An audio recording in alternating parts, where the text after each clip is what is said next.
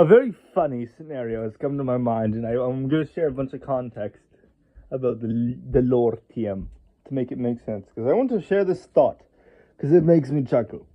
So, vampires, a thing about them. TLDR, right? There was a curse monger. Ancient elf stuff happened. You know, the big collapse, this whole other thing. Basically, a curse was sent through the sky, and it was going to be really bad. It was going to, it's basically a curse nuke, sort of, if you want to think about it in a way. Where it travels to a destination, then spreads outwards, and affects a bunch of people, right? And so Sinault was there. He was a different elf, right? And so he sort of knew something about curses, so he saw it in the air, and was, changing it as much as he could to be like, okay, no, vampires only burn at day, not night anymore. And also, and it's a bunch of other okay, how can I make this not as not bad as I can possibly make it before it hits? Because I can't stop this. So it does that, right? And so vampires, they're like, okay, well, this isn't great. We got super speed, we got super strength. We're pretty good. We're immortal. We get regeneration. We're not that bad. I mean, it's still instant death. It wasn't instant death before. It was prolonged agony. That was another change, but. The sun, the pure light, is still pretty bad. So vampires flash forward, a bunch of ages, right? I think literally 5 ages, even. Because, the end of the 5th age was the Ancient Elven Collapse. And now we get to the 10th age. Or rather, the start of the 10th age, so I guess 4, but whatever. The man of the faceless mask, don't need to know who he is, but the point of him, right? The point of what he did. He cast a spell. He wanted to kill himself, so he cast a spell that was like, hey, it's gonna, death spell, right? It basically made everybody's lifespans drastically decrease. And everyone was, immortal before in this world, right? So, everyone were ageless, I should say, right? They know natural death by aging. They could still be stabbed. But, this changed it so that people had, mortal lifespans. Now, people didn't like that. Imagine, mortality is hard enough to deal with when, we've dealt with it for fucking infinite time as far as our history is concerned. It's been forever. But imagine, now it's a sudden new thing. What are you going to do about that one? Huh? The answer for lots of people was, hey, vampiric immortality. I should say, the spell also wiped out a bunch of lesser immortals. A bunch of forms of immortality that were actual immortality got fucked. They didn't work against this mega spell. But vampiric immortality was one of those very few versions that worked, and it was pretty much the only one anywhere nearby on the fucking continent that worked. So a bunch of people were like, death or vampirism, and a lot of people chose vampirism. So that happened, right? So a bunch of people became vampires, and then later on that turned into the Vampirium, it's a whole vampire empire, whole thing, right?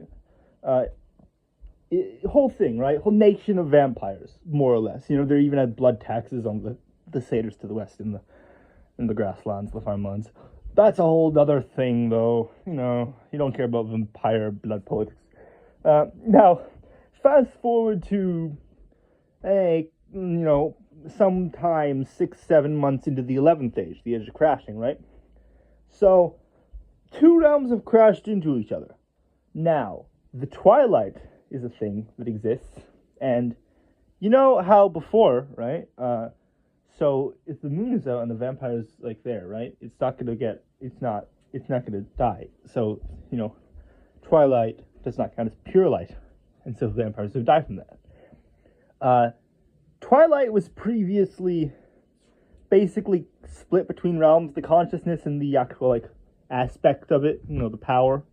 So the crashing sort of made them Twilight's waking up now. The problem is that the aspect of Twilight was previously basically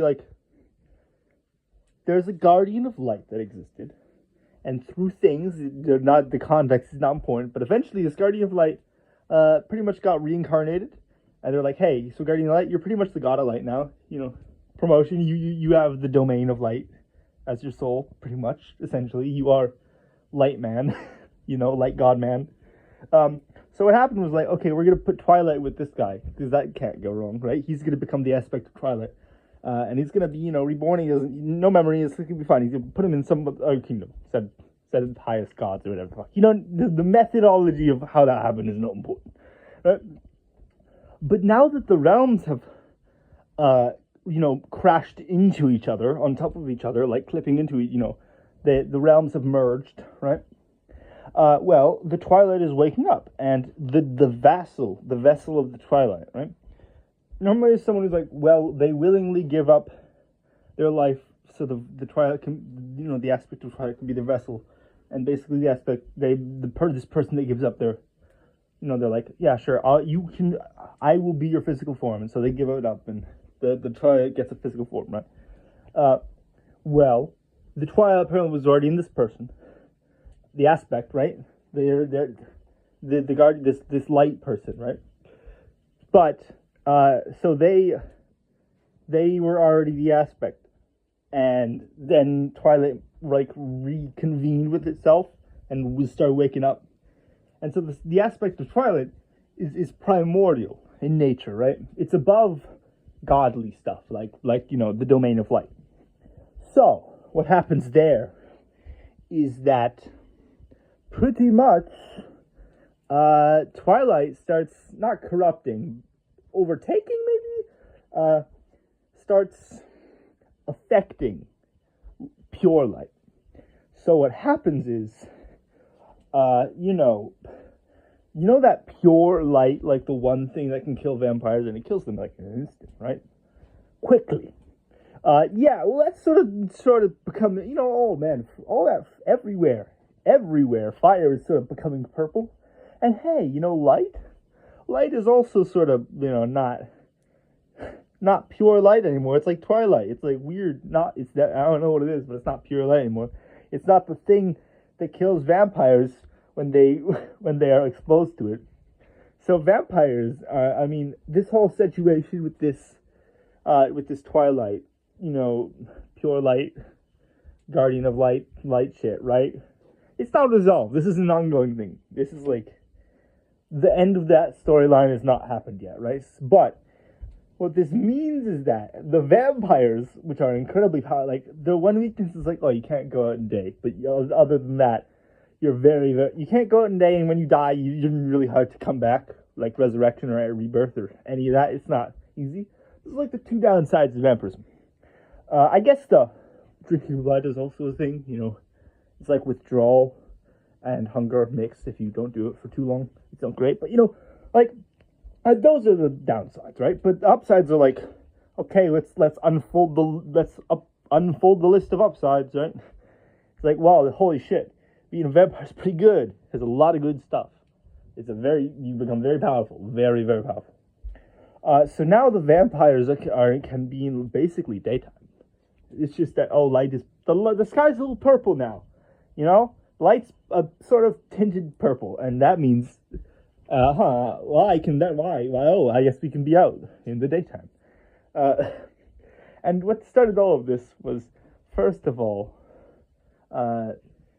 imagine the original, the beginning where there was the curse-monger elf in the ancient elven empire, who cursed them with this horrible curse where they would burn both at day and night, and they would devolve into ravenous beasts in their lust for blood, causing everyone to despise them. And the sun, pure light, and the night as well would cause them agony, but they would be immortal, right?